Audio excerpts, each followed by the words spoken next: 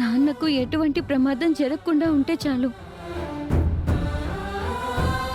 నువ్వేమని మొక్కుకునుంటావో నేను అర్థం చేసుకోగలనమ్మా. వెళ్దామా?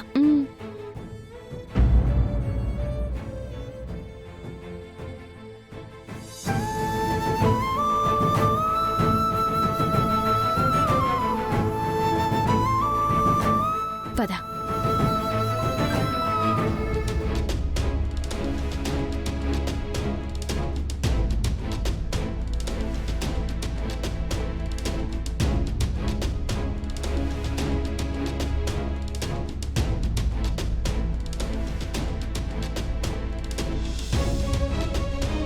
అదిగో అక్షయ బంగారం, నా అమ్మోరు తల్లి వచ్చేస్తుంది.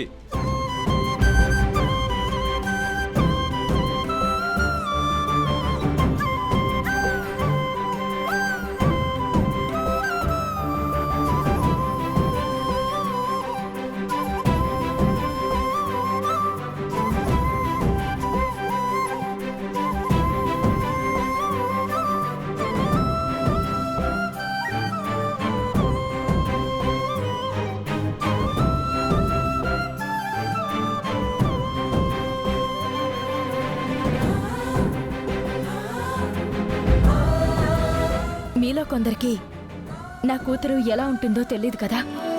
ఇదిగో ఇదే నా బిడ్డ. నా మనవరాలిది అమ్మవారి అంశ, కారణ జన్మరాలు.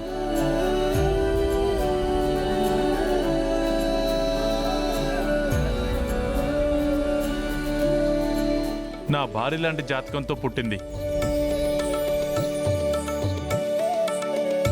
మా వంశం ఎంతో అదృష్టం చేసుకుంది.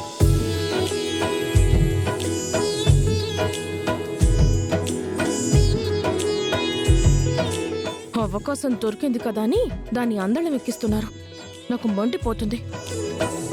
మా అమ్మకు నీకంటే ఇబ్బందిగా ఉంది, కానీ చూడు బాగా తట్టుకుంటుంది. సొంతకాలం అయ్యేంత వరకు వాళ్ళ టార్చర్ని మనం భరించక తప్పదు. భవిష్యత్తులో పల్లెటూరులో ప్రసాదం చేయబోయేది మా అక్షయే. ఇంకా కార్యక్రమం మొదలు పెడదామా? అమ్మా అక్షయ, ముందుగా మీ తాతయ్య మీ నానమ్మగారి దగ్గర ఆశీర్వాదం తీసుకో. ఆ తరువాత మీ అమ్మా నాన్నల ఆశీర్వాదం తీసుకో. ఆ తరువాత మా అందరి ఆశీర్వాదం ఫంక్షన్లో తీసుకుందువు గాని. మావయ్య, మీరెళ్ళి అత్తయ్య పక్కన నిలబడండి. పెద్దిరాజు, మావయ్య గారు అది కాదు. వెళ్ళండి. అమ్మా రా, ఆశీర్వాదం తీసుకో. రా.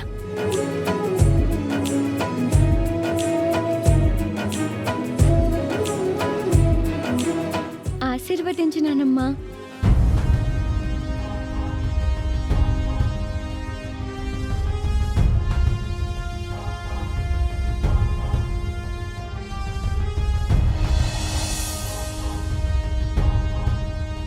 దీర్ఘాయుష్మాన్ భవ.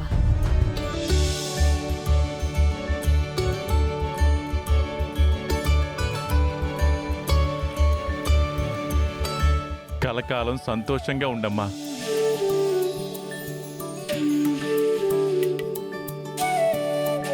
మీ నాయనమ్మంత కీర్తి ప్రతిష్టలు నీకు రావాలి. సరే తాతయ్య. చిన్నోడా ఇలా రా.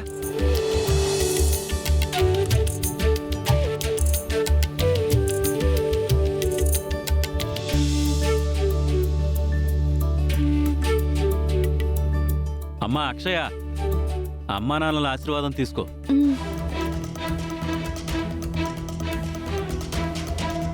ఆశీర్వదించి నాన్న.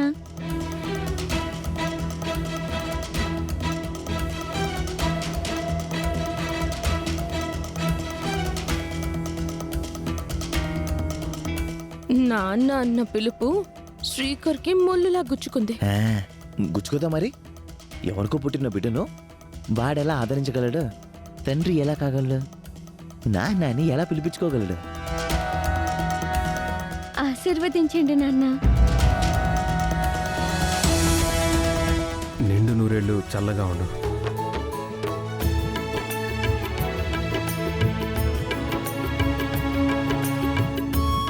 తండ్రి ఆశీర్వాదం ఎంతో గొప్పది. ఇక నీకు తిరుగుండదమ్మా.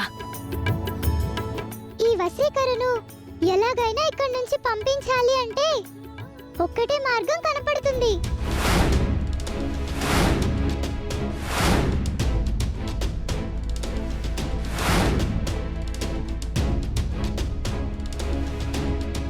పనిలో పని పెద్దమ్మ పెదనాన్నల ఆశీర్వాదం, మావయ్య ఆశీర్వాదం కూడా తీసుకో తల్లి. ఇంకా ఆలస్యం చేయకుండా నేను అనుకున్న పని చేసేయాలి.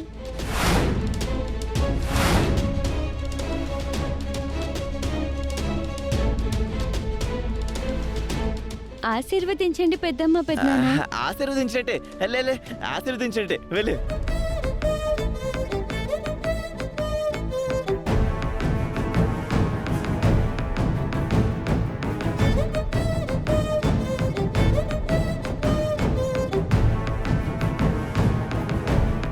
నిండు నూరేళ్లు చల్లగా ఉండు తల్లి.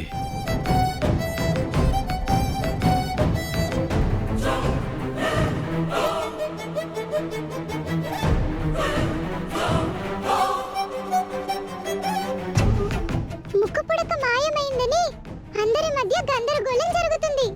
అందరి దగ్గర వెతుకుతారు. వశీకర దగ్గర దొరికిపోతుంది. అందరూ కొట్టి పంపించేస్తారు.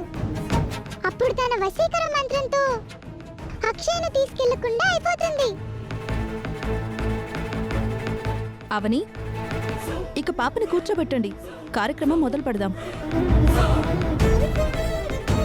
అత్తయ్య, మీ చేతులతో పాపని కూర్చోబెట్టండి. పర్వాలేదులే, నువ్వే కూర్చోబెట్టుకో. పెద్దవారు మీరుండగా నేనెలా కూర్చోబెడతాను? మీరండత్తయ్యా.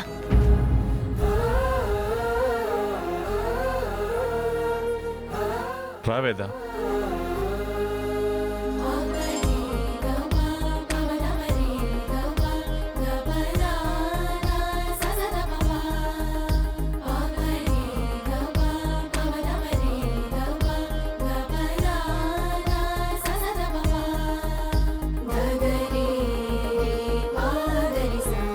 కార్యక్రమం మొదలు కావడానికి ముందు మా ఇంటికి సంబంధించిన మరో కార్యం కూడా ఉంది. అది ముగిసిన తర్వాత ఓనిల ఫంక్షన్ మొదలు పెడదాం.